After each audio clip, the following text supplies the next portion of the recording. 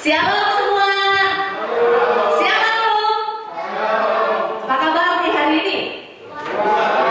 Ya, siap. Kita bisa lebih baik lagi. Amin. Apa kabar nih hari ini? Luar biasa. Ya, siap. Mantap. Berapa kita yang ada? Kita percaya bahwa Tuhan Yesus selalu ada di dalam kehidupan kita. Amin. Amin. Ya, ini adalah minggu terakhir ya, benar ya. Hari ini adalah tanggal 26 dan ini adalah minggu terakhir kita sama-sama ibadah di tempat ini di tahun 2021. Dan luar biasa gitu ya, nggak terasa ya? Terasa nggak ya Bapak Ibu? Kalau hari ini sudah minggu terakhir, nggak ya? Perasaan baru-baru aja mulai tahun 2021 ya, ternyata ini adalah minggu terakhir dan minggu depan kita sudah masuk ke tahun yang baru ya, 2022. Nah, kalau kita lihat pada malam Natal ya, pada malam Natal yang hari Kamis ya, Kamis malam, kita sama-sama belajar tentang apa Bapak Ibu? Masih ingat? Tentang hadiah terindah, benar ya, tentang hadiah terindah. Pada saat malam Natal kita belajar tentang hadiah terindah dan kita tahu bahwa hadiah terindah sudah diberikan kepada setiap kita, amin.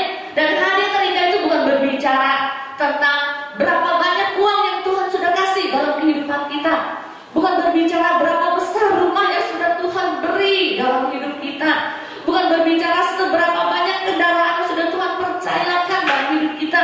Dan juga hadiah terindah juga bukan berbicara berapa banyak emas dan perak yang sudah Tuhan anugerahkan di dalam hidup kita. Bukan hal itu, benar? Benar ya? Tetapi yang luar biasa yang sudah kita sama-sama belajar di malam Natal adalah hadiah terindah itu berbicara adalah Tuhan Yesus Kristus sendiri yang diberikan pada setiap kita. Itu begitu luar biasa ya. Bukan berbicara emas, bukan berbicara perak. Padahal kalau kita ngomong emas, kalau kita aja yang ulang tahun dikasih emas kayaknya wow banget ya.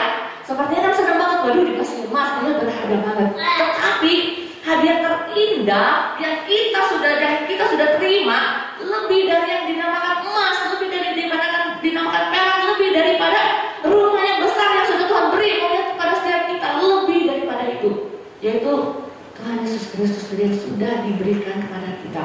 Bahkan kalau kita lihat di 2 Korintus 9 ayat 15 ya dikatakan ya, bahwa itu adalah hadiah yang terbesar.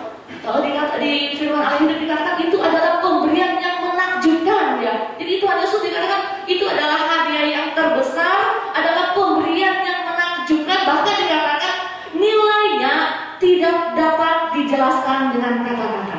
Ya kan? Kalau di 2 Korintus 9 ayat 15 dikatakan nilainya itu tidak dapat dijelaskan dengan kata-kata. Kenapa nggak bisa dijelaskan dengan kata-kata? Karena kita tahu bahwa tidak bisa dinilai.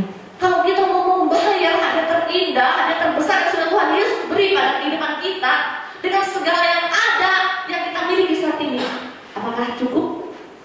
Apakah bisa?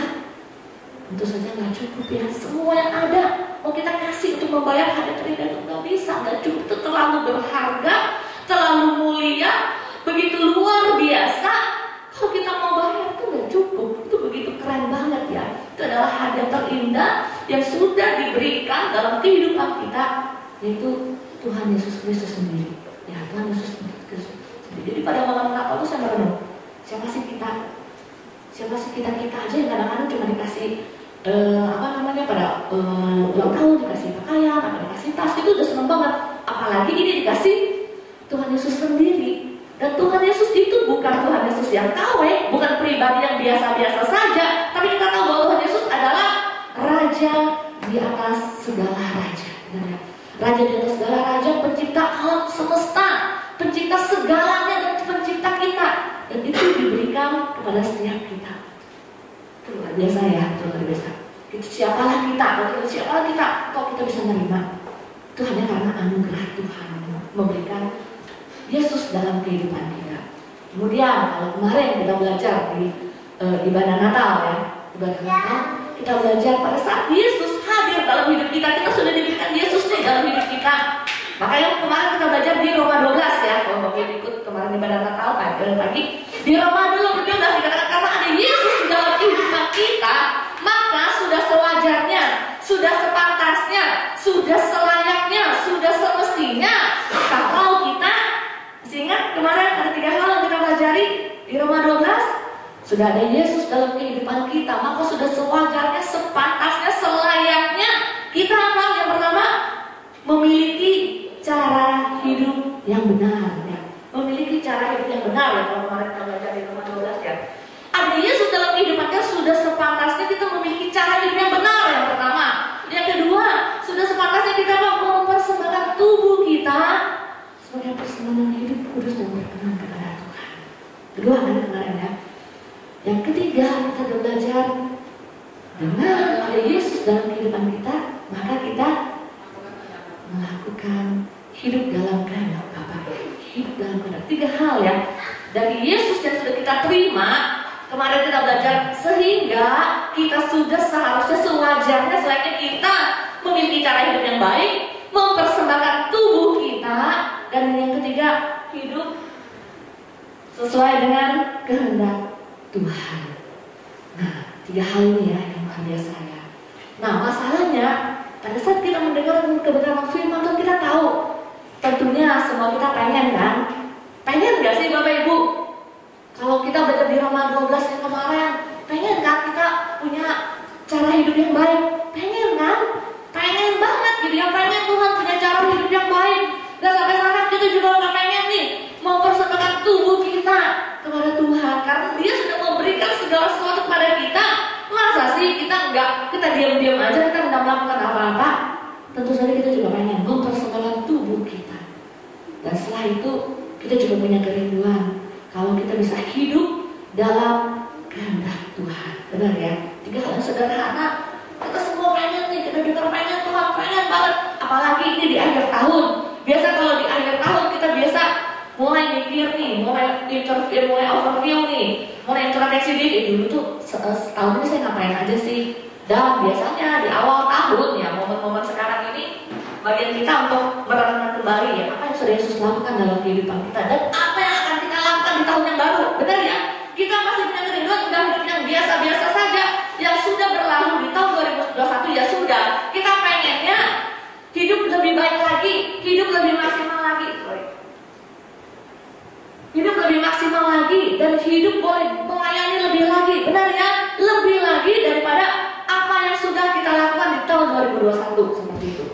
Dan tentunya 3 hal yang tadi pengen, dalam hati kita pengen. Yang menjadi masalahnya seringkali terbesit dalam pikiran kita. Bisa apa enggak? Seperti itu ya. Saya pengen banget.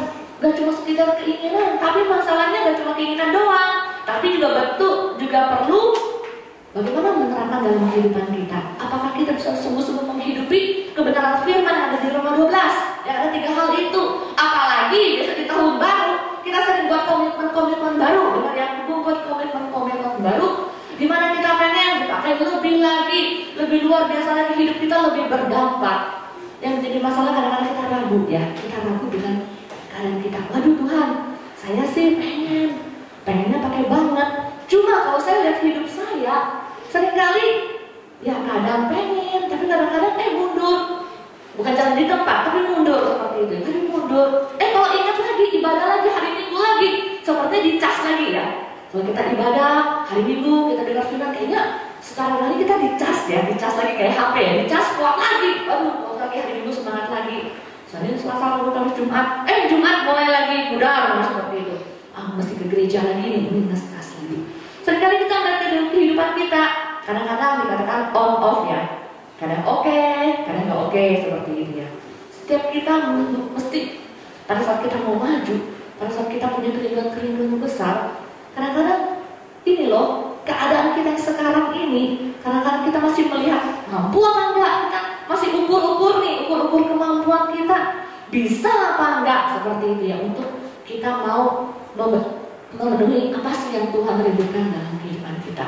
Jadi hari-hari ini kita belajar sih bagaimana kuasa Roh Kudus bekerja dalam kehidupan orang percaya, sehingga kalau renungan yang sudah kita pelajari ya di malam Natal, bahwa kita sudah terima kabel terindah, terus kita sudah tahu bahwa kita sepatutnya memiliki cara hidup yang baik, mempersembahkan tubuh dan hidup dalam kehendaknya. Cuma kita juga tahu bahwa kalau kita lihat kapasitas kita, kayaknya nggak mungkin.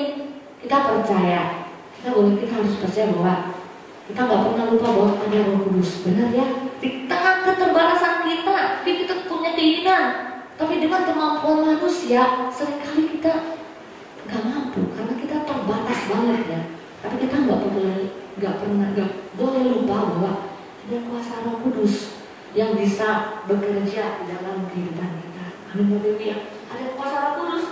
Jadi pada saat kita punya kerinduan untuk menghidupi kebenaran firman, jangan pernah lupa bahwa ada kuasa Roh Kudus yang bekerja di dalam kehidupan orang percaya. Sehingga pada saat kita masuk di tahun 2022 yang ada dalam pikiran kita, saya pengen hidup lebih maksimal, kita pengen hidup lebih dipakai lagi, kita juga percaya kuasa Roh Kudus yang memampukan kehidupan kita untuk bisa melayani lebih lagi, untuk memuliakan nama Tuhan Yesus Kristus. Oke, jadi hari ini kita akan belajar bagaimana sih kuasa Roh Kudus itu boleh berkarya, boleh bekerja di dalam kehidupan kita ya. Bagaimana sih? Kalau kita lihat ya, di Yohanes 14 ayat 26 dikatakan seperti ini. Yohanes 14 ayat 26 dikatakan, tetapi penghibur yaitu Roh Kudus yang akan diutus oleh Bapa dalam namaku, dialah yang akan mengajarkan segala sesuatu kepadamu dan akan mengingatkan kamu akan semua yang telah kukatakan kepadamu ya. Itu dikatakan di Yohanes 14 ayat 26. Jadi kenapa mesti kita butuh pertolongan Roh Kudus pada saat kita pengen nih memenuhi panggilan Tuhan dalam kehidupan kita? Karena Roh Kudus dialah yang mengajarkan kita. Dikatakan dialah yang akan mengajarkan segala sesuatu kepadamu. Jadi dia yang akan mengajarkan kita segala sesuatu dan akan mengingatkan kita, akan reminder kita tentang semua yang sudah dikatakan kepada setiap kita. Dia reminder. Bapak Ibu percaya nggak? Pada saat suatu kali, kita hampir melakukan hal yang tidak sesuai dengan kebenaran firman. Dalam hati kita ada yang mengingatkan. Pernah mengalami? Benar ya, pernah mengalami. Pada saat ini kita mau anggaplah kita mau ngomong bohong, mau dalam pikiran bisa bohong dikit lah, nggak apa-apa. Tapi dalam hati kita tahu bahwa apa yang kita katakan sesuai dengan kebenaran. Roh Kudus selalu mengingatkan kita tentang apa yang sudah kita terima dalam kehidupan kita sesuai dengan kebenaran firman. Terus kita lihat lagi di Yohanes 16 ayat 13a ya, itu di TSI saya baca dikatakan gini.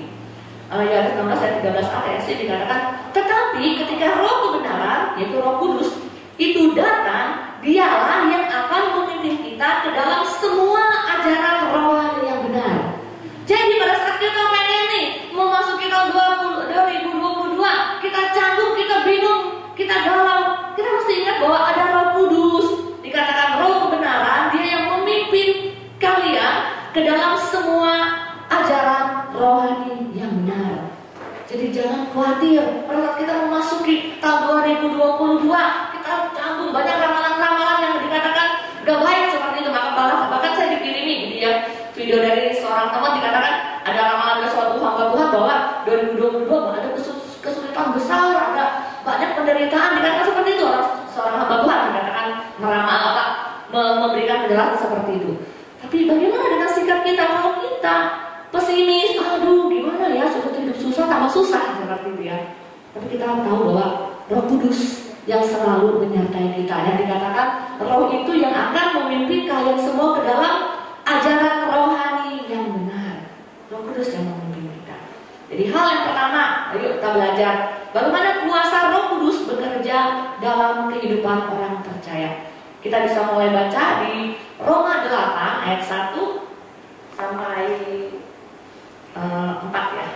Jadi kalau kita lihat dari Roma 8 ayat 1 sampai 4, itu perikopnya adalah hidup oleh Roh, benar ya? Hidup oleh Roh. Kalau Bapak Ibu punya TSI-nya itu perikopnya lebih bagus lagi, lebih luar biasa, dia lebih terperinci. Dikatakan hidup bersatu dengan Roh Allah. Ya, lebih TSI dikatakan hidup bersatu ya, hidup bersatu dengan Roh Allah. Kalau kita kadang baca hidup oleh Roh, kadang kita nggak ngerti hidup oleh Roh bagaimana nih, sedangkan saya masih hidup di sini di dunia. Tetapi kalau di TSI lebih jelas hidup bersatu dengan Roh Allah.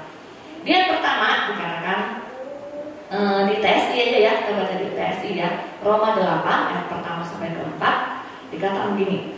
Jadi sekarang kita yang bersatu dengan Kristus Yesus tidak perlu lagi takut kepada hukuman yang sebenarnya patut untuk Allah jatuhkan atas kita. Kedua, kenapa tidak perlu takut dikatakan? Karena kita sudah bertemu dengan Kristus Yesus, sudah menerima Roh Allah yang memberi hidup, dan Roh-Nya itulah yang membebaskan kita dari kuasa dosa dalam diri kita yang dulu selalu menjerat kita kepada kematian rohani. Lihat ketiga, sebelumnya hukum Taurat tidak bisa menolong kita untuk mengalahkan keinginan-keinginan badan kita yang jahat, tetapi Allah sendiri yang sudah mengatasi persoalan ini dengan mengutus anaknya sendiri ke dalam dunia ini dalam bentuk tubuh manusia yang lemah, dan anaknya itulah yang menjadi kurban untuk membebaskan kita dari semua penghukuman karena dosa-dosa kita. Jadi melalui kurbannya itu kuasa dosa sudah dikalahkannya, yaitu keinginan-keinginan badan kita yang cenderung berbuat dosa. Dan ayat keempat, Allah melakukan hal ini supaya cara hidup benar yang tutup oleh hukum Taurat terpenuhi di dalam diri kita karena bersatu dengan Kristus. Luar biasa ya. Karena bersatu dengan Kristus. Karena sekarang kita dimampukan untuk hidup taat dalam pimpinan Roh Allah dan tidak lagi mengikuti keinginan-keinginan badan kita. Jadi kalau kita lihat ya, yang pertama, ada 3 hal yang akan saya bagikan di pagi hari ini. Bagaimana kuasa Roh Kudus bisa bekerja dalam kehidupan orang percaya. Saya singkat dengan PPH. PPH itu bukan pajak penghasilan ya, bukan reminder nih akhir tahun mesti ngurusin laporan ya, bukan. Jadi PPH. P yang pertama adalah adanya perubahan hidup ya. Jadi Roh Kudus bekerja dalam kehidupan orang percaya. Roh Kudus yang membuat adanya perubahan hidup. Kalau kita lihat dari seorang Rasul Paulus ya, setiap kita tahu kan Rasul Paulus yang dulunya dia adalah penjahat, dia adalah penganiaya orang Kristen seperti itu, dia adalah pembunuh, ya bahkan dikatakan pembunuh. Tapi dalam perjalanannya ke Damsyik, tentang Bapak Ibu bisa baca di Kisah Para Rasul, bagaimana seorang Saulus, yang dulu namanya Saulus kan, Saulus itu diubahkan dari seorang penjahat menjadi seorang pemberita kabar baik. Kalau Saulus aja yang dulunya jahat banget sampai dikatakan penganiaya orang percaya, membunuh orang percaya, dan orang percaya itu dicari sama dia ya, mau dibunuh seperti itu. Tapi mampu gitu ya, Roh Kudus mampu mengubahkan kehidupan seorang Paulus gitu ya, menjadi bagi dipakai oleh Tuhan untuk memberitakan kabar baik. Jadi hal yang pertama, bahwa pada saat ada Roh Kudus dalam kehidupan kita mengalami perubahan hidup. Amin Bapak Ibu ya. Jadi jangan pernah khawatir pada saat kita masuk ke dalam 2022, kita masuk, aduh nggak mampu, nggak bisa, takut seperti itu. Percaya, ada Kristus dalam kehidupan kita, Roh Kudus yang memampukan kita untuk mengalami perubahan hidup. Ya. Dulunya kita pada saat dulu kita bukan orang percaya, kita adalah orang yang mestinya bagian kita adalah neraka. Pada saat Kristus hadir dalam kehidupan kita percaya bahwa Dia adalah Tuhan dan Juru Selamat, tempat kita tuh dipindahkan dari neraka, kita dipindah ke tempat tidur, dipindah ke surga ya. Dari neraka kita bisa dipindahkan ke surga. Dari dulu yang kita gak punya pengharapan, yang bagian kita adalah mestinya kita mendapat hukuman yang kekal. Tapi pada saat kita menerima Tuhan Yesus sebagai Tuhan dan Juru Selamat, bagian kita adalah kita menerima keselamatan kekal. Jadi pada saat Roh Kudus ada dalam kehidupan kita, kuasanya memampukan kita memiliki perubahan hidup. Apapun hidup kita yang dulunya mungkin gak jelas, mungkin dosanya banyak banget, ya mungkin dosanya kalau dihitung-hitung dengan jari tangan 10 tuh gak cukup seperti itu ya, banyak banget. Pada saat Kristus hadir, kita diubahkan. Roh Kudus yang memampukan kita untuk kita bisa mengalami perubahan hidup dalam kehidupan kita. Jadi bukan karena kita yang hebat, bukan karena kita yang bisa, tapi hanya karena kuasa Roh Kudus di dalam kehidupan kita. Kalau kita lihat ya di tadi ayat yang pertama. Jadi sekarang kita yang bersatu dengan Kristus Yesus tidak perlu lagi takut kepada hukuman yang sebenarnya patut untuk Allah jatuhkan atas kita. Dan kenapa? Karena kita sudah bersatu dengan Kristus. Kristus ada dalam kehidupan kita. Sudah semestinya kita mengalami perubahan hidup. Kalau memang kita sungguh-sungguh ya. Kalau kita sungguh-sungguh. Kan ada yang bertanya, itu orang itu sudah Kristen, tapi kenapa hidupnya biasa-biasa saja, masih hidup di dalam dosa? Nah, yang menjadi masalahnya apakah dia sungguh-sungguh bertobat, apakah dia sungguh-sungguh sudah menerima Tuhan sebagai juru selamat ya. Dan luar biasa banget ya, Roh Kudus yang memampukan kita untuk mengalami perubahan hidup. Kalau kita lihat ya, di ayat ketiga dikatakan, sebelumnya hukum Taurat tidak bisa menolong kita untuk mengalahkan keinginan-keinginan badan kita yang jahat. Tetapi Allah sendiri yang sudah mengatasi persoalan ini dengan mengutus anaknya sendiri ke dalam dunia ini. Untuk apa? Untuk membebaskan kita dari hukuman karena dosa-dosa kita. Jadi hal yang pertama Bapak Ibu, pada saat kita mau masuk ke tahun yang baru, kita pengen nih punya kerinduan yang banyak, punya hidup yang baik, mempersembahkan tubuh, hidup dalam kehendaknya. Jangan pernah lupakan bahwa Roh Kudus ada dalam kehidupan kita. Kuasanya bisa membawa perubahan dalam kehidupan kita. Kalau dulu Paulus saja yang latar belakangnya, yang masa hidupnya, masa lalunya sangat-sangat jahat banget ya, itu mampu diubahkan. Sejahat apa sih kita? Kita kan nggak sampai seperti Paulus ya, mengejar-ngejar orang percaya dan kita membunuh. Kita kan nggak sampai seperti itu. Kalau Paulus aja bisa diubahkan, kita pun bisa diubahkan, dan tentunya dengan kuasa Roh Kudus ya, dengan kuasa Roh Kudus yang memampukan kita. Dan kalau kita lihat di Efesus 2 ayat 10, kita lihat lagi di Efesus 2 ayat 10, dikatakan, karena kita ini buatan Allah, diciptakan dalam Kristus Yesus untuk melakukan pekerjaan baik yang dipersiapkan Allah sebelumnya. Ia mau supaya kita hidup di dalamnya. Jadi kita tahu bahwa kita ini memang sudah diciptakan untuk melakukan pekerjaan baik yang sudah Allah persiapkan buat kita. Jadi jangan pernah lagi kita bingung, waduh bisa apa enggak, mampu apa enggak, mungkin apa enggak. Karena kita harus percaya di Efesus 2 ayat 10 bahwa kita ini buatan Allah, sudah memang dipersiapkan untuk melakukan pekerjaan baik yang sudah Tuhan persiapkan untuk kita. Bahkan di TSD-nya sangat bagus dikatakan gini, keselamatan kita adalah hasil karya Allah sendiri. Kita yang bersatu dengan Kristus Yesus seperti diciptakan kembali menjadi manusia baru. Dengan begitu kita dimampukan untuk melakukan hal-hal yang baik yang sudah Allah rencanakan dari sejak semula untuk kita lakukan. Jadi P yang pertama adalah perubahan hidup. Kita masuk tahun 2022, Bapak Ibu jangan pernah dengar Roh Kudus yang mengirim kehidupan kita. Dulunya hidup kita mungkin gak jelas, tapi hidup kita sungguh diperjelas, hidup kita diperbaharui di dalam nama Tuhan Yesus Kristus. Sehingga apa? Kita bisa menyongsong, kita bisa masuk di dalam 2022 dengan tidak ada ketakutannya. Jadi dulu mungkin hidup kita penuh dengan ketakutan, galau itu. Mari Bapak Ibu sadari bahwa hidup kita sudah diubahkan.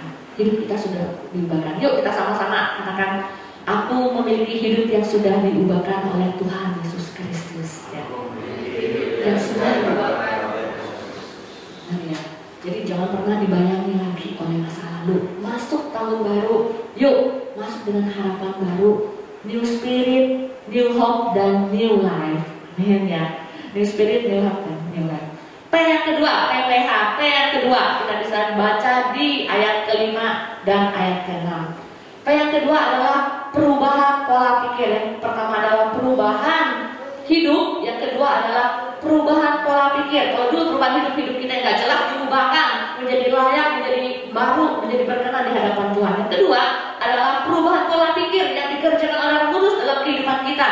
Dan kelima dan keenam TSI ya dikatakan gini, setiap orang yang masih hidup mengikuti keinginan badaninya yang lemah, tujuan hidupnya hanyalah untuk memuaskan keinginannya sendiri dikatakan. Tetapi setiap orang yang hidupnya bergantung kepada Roh Allah ditolongnya untuk berpikir sesuai dengan kehendaknya. Jadi pada saat kita hidup kita sering pikir-pikir yang gak jelas ya, pikirnya untuk keinginan kita sendiri, untuk memuaskan keinginan daging kita sendiri. Maka di sini dikatakan bahwa setiap kita yang hidupnya bergantung kepada Roh Allah, ditolongnya Roh Allah menolong kita untuk bisa apa? Untuk berpikir sesuai dengan kehendak Allah. bukan kehendak kita. Jadi hal yang kedua adalah perubahan pola pikir yang kita alami.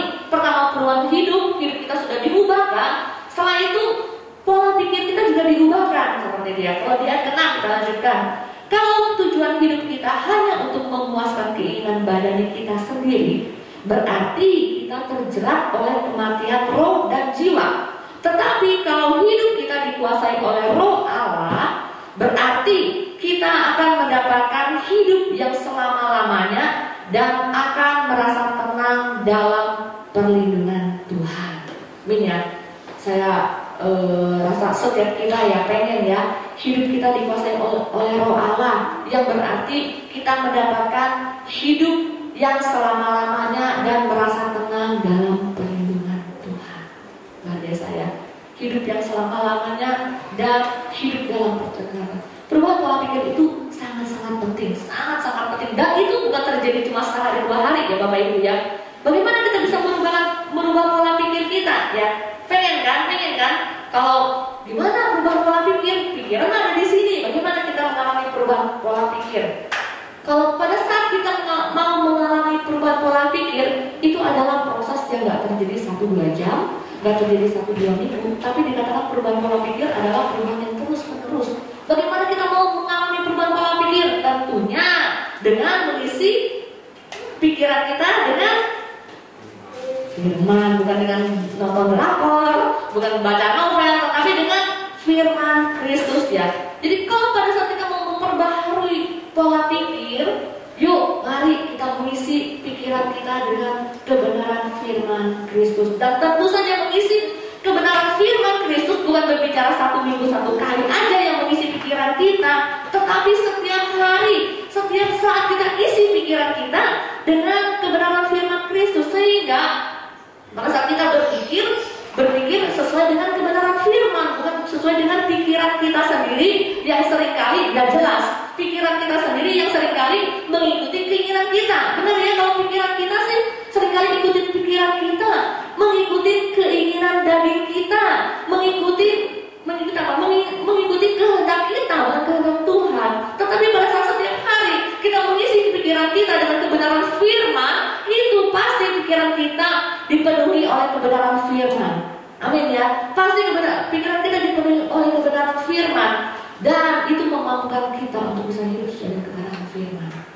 Tapi kalau setiap hari yang kita baca adalah berita-berita yang nggak jelas ya, yang berita-berita pembunuhan, berita-berita kekhawatiran, pasti pikiran kita diliputin oleh pemikiran seperti itu ya. Jadi kita sungguh yuk belajar untuk mengisi pikiran kita dengan kebenaran firman, punya perubahan pola pikir ya, punya perubahan pola pikir. Jadi segala sesuatu yang kita lakukan berawal dari pola pikir, benar ya? Apa yang kita pikirkan sesuai dengan apa yang kita lakukan. Jarang ya kalau memang kita langsung melakukan tanpa berpikir, biasanya aduh kok tadi saya nggak mikir ya, kok tadi saya kecepatan ya eksekusi ya, nggak apa mikir panjang dulu. Seringkali kan kita mengalami seperti itu ya. Jadi segala sesuatu berawal dari pola pikir. Waktu kita mau berbohong pun, waktu mulut mau mengatakan hal-hal yang nggak benar pun, semuanya tuh ada di pikiran dulu. Wah iya ya, saya bohong aja sembarangan seperti itu. Dari pikiran jadinya tindakan. Jadi semua berawal dari pikiran ya. Dari pikiran baru eksekusi. Sehingga kalau kita tahu ya, Paulus, kemarin saya baca Paulus, bagaimana dengan kehidupan Paulus? Paulus itu awalnya dia tuh hanya memikirkan kepentingan sendiri, kepentingan ahli Taurat dan kepentingan orang Farisi. Di mana pada saat saya baca latar belakangnya dikatakan kalau dulu itu menurut Paulus itu orang-orang itu harus hidup di bawah hukum Taurat katanya ya. Orang itu harus hidup di bawah hukum Taurat. Jadi jika orang tersebut tidak hidup di bawah hukum Taurat, berarti orang itu hidup berlawanan dengan kehendak Allah. Itu dikatakan di latar belakang sejarahnya. Kalau seseorang tidak hidup di bawah hukum Taurat, berarti orang itu berlawanan dengan kehendak Allah. Sehingga dikatakan Paulus itu mengejar mereka, karena Paulus berpikir, punya pola pikir yang tidak benar, bahwa kalau orang itu tidak hidup di bawah hukum Taurat, mereka berlawanan dengan kehendak Allah. Makanya Saulus berdaya upaya mengejar, membunuh, karena menurut persepsinya bahwa orang ini adalah berlawanan dengan kehendak Allah. Padahal kita tahu bahwa Yesus lahir bukan untuk meniadakan hukum Taurat, tetapi untuk menggenapi hukum Taurat seperti yang menggenapi hukum Taurat. Kalau kita lihat lagi ya di Filipi 4 ayat 8 dikatakan, Filipi 4 ayat 8 dikatakan, jadi akhirnya saudara-saudara, semua yang benar, semua yang mulia, semua yang adil, semua yang suci, semua yang manis, semua yang sedap didengar, dan semua yang disebut kebajikan dan patut dipuji, pikirkanlah semuanya itu.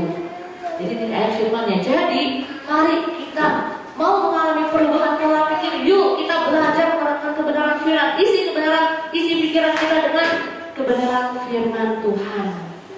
Isi kebenaran dengan kebenaran firman Tuhan. Kalau kita lihat lagi di Roma 12 ayat 2 dikatakan, Roma 12 ayat 2, janganlah kamu menjadi serupa dengan dunia ini, tetapi berubahlah oleh pembaharuan budimu, sehingga kamu dapat membedakan manakah kehendak Allah, apa yang baik, yang berkenan kepada Allah, dan yang sempurna. Yang artinya di Roma 12 ayat 2 dikatakan, kita tidak lagi boleh mengikuti cara hidup seperti cara hidup orang di dunia.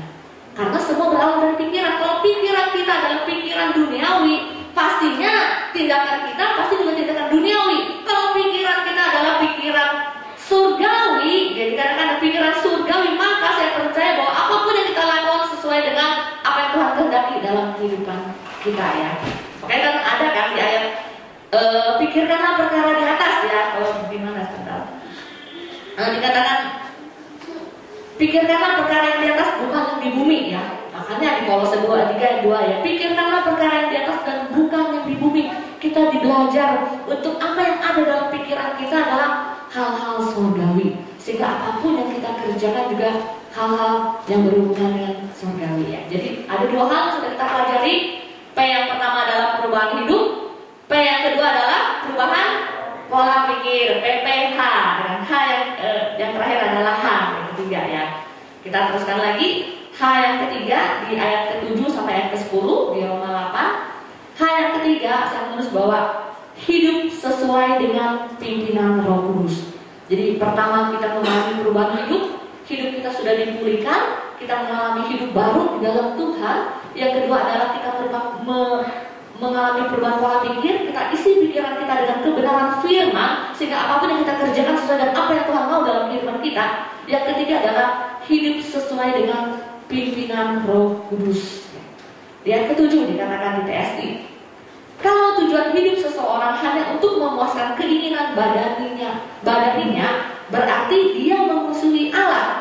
Dia tidak mau mentaati peraturan hukum Allah dan sama sekali tidak mampu menjalankannya. Dan kedelapan, karena orang yang hidup menurut keinginan badaninya sendiri tidak mungkin berkenan kepada Allah, kata firman. Dan kesembilan dikatakan, tetapi setiap kalian yang bersatu dengan Kristus ya, setiap kita yang bersatu dengan Kristus tidak lagi dikuasai oleh keinginan badanimu, melainkan kamu dikuasai oleh Roh Allah. Jadi kita harus menyadari ya, kita yang sudah bersatu dalam Kristus, benar ya, kita semua sudah bersatu dalam Kristus ya. Kita sudah bersatu dengan Kristus, kita tidak lagi dikuasai oleh keinginan badani, melainkan kamu dikuasai oleh Roh Allah, karena Roh Kudus benar-benar ada di dalam kamu. Kalau Roh Kudus tidak ada di dalam diri seseorang, berarti dia bukanlah milik Kristus ya. Jadi Roh Kudus itu ada dalam kehidupan kita. Kita sudah bersatu dengan Kristus, sehingga apa? Tidak lagi dikuasai oleh keinginan badani ya, melainkan kita dikuasai oleh Roh Allah. Kita lanjut ayat 10. Memang badanimu yang selalu ingin berbuat dosa itu tetap akan mati dikatakan. Tetapi kalau Kristus tinggal di dalam dirimu, Rohnya akan menghidupkan kamu dan jiwamu, karena hidup sesuai dengan pimpinan Rohnya dan dibenarkannya di hadapan Allah. Dan oleh karena Roh Allah tinggal di dalam diri kita, yaitu Dia yang menghidupkan Kristus kembali dari kematian, Dia juga yang akan menghidupkan kita kembali dengan tubuh yang baru. Jadi hal yang ketiga, pada saat kita mengalami perubahan hidup, kita mengalami perubahan pola pikir, dan yang ketiga itu pasti memampukan kita untuk hidup sesuai dengan pimpinan Roh Kudus. Hidup sesuai dengan pimpinan Berapa banyak dari Bapak Ibu yang rindu hidup sesuai dengan pimpinan Roh Kudus? Boleh mereka katakan, benar ya, kita pengen hidup sesuai dengan pimpinan Roh Kudus ya. Sehingga kalau kita lihat di ayat ini yang sudah kita baca ya, kita sudah bersatu dengan Kristus. Jadi tubuh kita ini dikatakan tidak dikuasai lagi dengan keinginannya kita ya. Kita sudah mengalami perubahan hidup, kita mengalami perubahan pola pikir, sehingga sudah selayaknya, sudah normalnya, mestinya kita pasti bisa hidup sesuai dengan pimpinan Roh Kudus. Itu sudah selayaknya. Maka dikatakan pada saat kita dikuasai oleh Roh Allah, Roh Kristus ada di dalam kita. Sehingga apa? Itu pasti kehidupan kita akan selalu hidup sesuai dengan pimpinan Roh Kudus. Luar biasa ya. Sehingga kalau kita lihat di Galatia 2 ayat 20, mulai di Galatia 2 ayat 20 dikatakan, namun aku hidup, tetapi bukan lagi aku sendiri yang hidup, dikatakan ya, melainkan Kristus yang hidup di dalam aku. Dan hidupku yang kuhidupi sekarang di dalam daging adalah hidup oleh iman dalam Anak Allah yang telah mengasihi aku dan menyerahkan dirinya untuk aku. Jadi hidup yang kita hidupi saat ini bukan hidup kita lagi. Pada saat kita mengalami perubahan hidup, kita mengalami perubahan pola pikir, dan hidup yang kita hidupi saat ini adalah Kristus yang hidup di dalam kita. Kita sama-sama katakan buat diri kita ya, Kristus yang hidup di dalam diri saya. Ya, Kristus yang hidup di dalam diri saya. Jadi apapun yang terjadi, kita tidak perlu khawatir gitu ya. Mungkin banyak ramalan yang kurang baik untuk tahun depan, kita tidak perlu khawatir. Karena apa? Ada Kristus yang hidup di dalam hidup kita. Roh Kudus senantiasa menuntut kehidupan kita. Pada saat mungkin kita mau salah jalan, mungkin kita mau masuk lubang sekalipun ya, saya percaya Roh Kudus selalu menuntut kehidupan kita dengan cara yang ajaib. Bahkan segala sesuatu yang mungkin tidak pernah kita pikirkan, yang tidak pernah terbesit dalam keadaan kita, Dia selalu memberikan yang terbaik dalam kehidupan kita. Firman Bapak Ibu, Dia selalu memberikan terbaik dalam kehidupan kita. Jadi kita mengakhiri akhir tahun ini dengan satu ucapan syukur. Mungkin kita bisa merenung kembali apa yang sudah kita kerjakan untuk Tuhan selama tahun ini, dan apa yang bisa kita kerjakan lagi di tahun depan. Kalau Tuhan masih mempercayakan satu tahun lagi, tahun baru kepada kita, semestinya kita harus lebih maksimal. Amin. Kalau dikasih tahun baru, new hope, new spirit, and new life. Jangan segala sesuatu lebih maksimal. Makanya pas habis ibadah Natal kemarin gitu ya, saya bilang sama suami saya, kita tahun depan harus lebih maksimal. Benar ya, harus lebih maksimal. Jangan cuma puas dengan sekarang. Kalau Tuhan sudah memberkati kita, mengirim kehidupan kita sampai penghujung tahun ini, pasti janji-janjinya lebih luar biasa lagi untuk tahun ke depan. Dan nggak mungkin lebih buruk, nggak mungkin, pasti lebih keren lagi ya, pasti lebih keren lagi di tahun yang ke depan ya. Itu adalah janji Tuhan buat setiap kita ya. Dan merupakan penghiburan bagi kita ya. Pada saat kita hidup di dalam Kristus dan Roh Kudus tinggal di dalam kehidupan kita, semua janji-janjinya selalu ya dan amin buat kita ya. Tidak ada perkara yang mustahil. Maka seperti tadi pujian dikatakan bahwa segala perkara dapat ditanggung oleh setiap kita, oleh siapa? Dia yang memberikan kita kekuatannya. Dia yang memberikan kita kekuatan. Jadi ada 3 hal yang bisa kita pelajari hari ini. PPH, yang pertama adalah perubahan hidup. Yang kedua adalah perubahan pola pikir. Hidup kita diubahkan, pola pikir kita juga diubahkan, sehingga kita mengalami hidup yang sesuai dengan tuntunan Roh Kudus ya. Hidup sesuai dengan tuntunan Roh Kudus.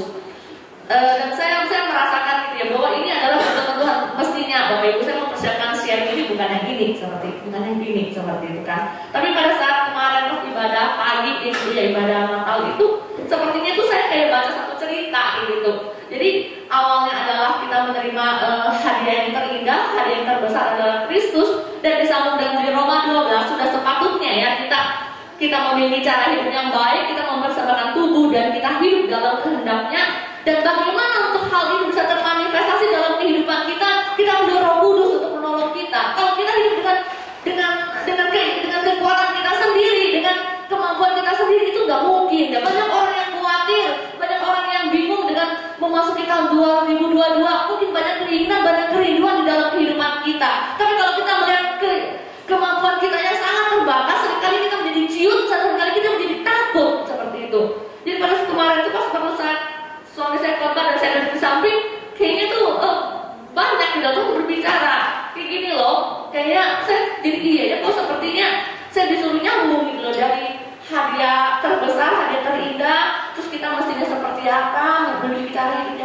sebagainya. Dan bagaimana untuk bisa hidup dalam keadaan seperti itu, kita perlu Roh Kudus. Dan bagaimana pekerjaan Roh Kudus dalam kehidupan kita, seringkali mungkin kita sudah tahu bahwa Roh Kudus itu mengubahkan kehidupan kita, Roh Kudus mengubahkan pola pikir kita, dan Roh Kudus yang menuntun kita. Tapi seringkali keinginan jasmani, keinginan daging yang menguasai kita, sehingga apa? Kita nggak hidup di dalam apa yang Tuhan mau. Kita seringkali mengikuti keinginan kita sendiri. Jangankan Bapak Ibu, saya pun kadang-kadang seringkali juga ikut gitu ya, dengan keinginan saya, keinginan hati saya, yang ujung-ujungnya untuk memuaskan keinginan daging, bukan untuk memuaskan keinginan Tuhan. Jadi kita sama-sama belajar dalam kita memiliki perubahan hidup, perubahan pola pikir, dan hidup kita boleh hidup sesuai dengan tuntunan Roh Kudus, PTH. Oke, Tuhan Yesus memberkati.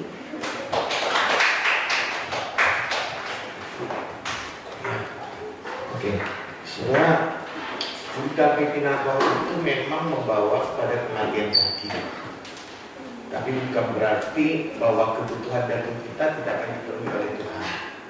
Tuhan menyediakan semua yang kita butuhkan dengan caranya yang ajaib. Justru waktu kita hidup dalam pimpinan roh, saudara, kita nggak perlu mati. Kesusahan sehari cukup untuk sehari. Saya ulang, kesusahan sehari cukup untuk sehari. Percayalah, jangan khawatirkan akan masa depan kita. Saya sempat khawatir tentang masa depan anak-anak, berpikir begini, berusaha mengalokasikan, dan akhirnya ya tidak bisa berubah apa-apa. Sampai harus bicara, percayalah, dalam setiap langkahmu ada berkat Tuhan. Dalam setiap langkahmu ada mujizat Tuhan.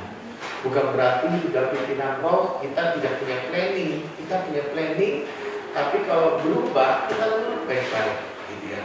Dalam pimpinan roh bukan berarti kita nggak ada perencanaan keuangan. Kita punya perencanaan keuangan, tapi ketika Roh Kudus gerakkan, ikutin saja. Jangan khawatir dan jangan takut. Jadi waktu kita hidup dalam pimpinan roh, saudara, sesuatu yang besar sedang terjadi. Saudara bisa menikmati kok. Setiap langkah itu ada mujizat. Kami hari Senin akan liburan ke Surabaya. Belum sampai Surabaya sudah ada 2 orang mau pinjamkan mobil, gitu ya. Kami hitung-hitung mau ke Bali. Belum sampai Bali sudah ada yang chat, kau butuh mobil. Saya juga bingung kadang mobil. Awalnya kami hitung biaya hotel berapa, biaya mobil berapa, kan jadi ya pokoknya ini ya, pokoknya tapi kita jalan aja, kita lewat. Tapi ternyata Tuhan punya rancangan yang jauh lebih baik.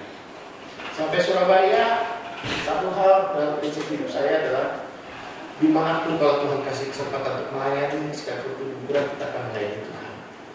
Kemudian saya kabarin di HP, ngucapin selamat Natal, dia tanya kapan ke Surabaya. Dan saya Surabaya, oh kalau gitu minggu isi kok.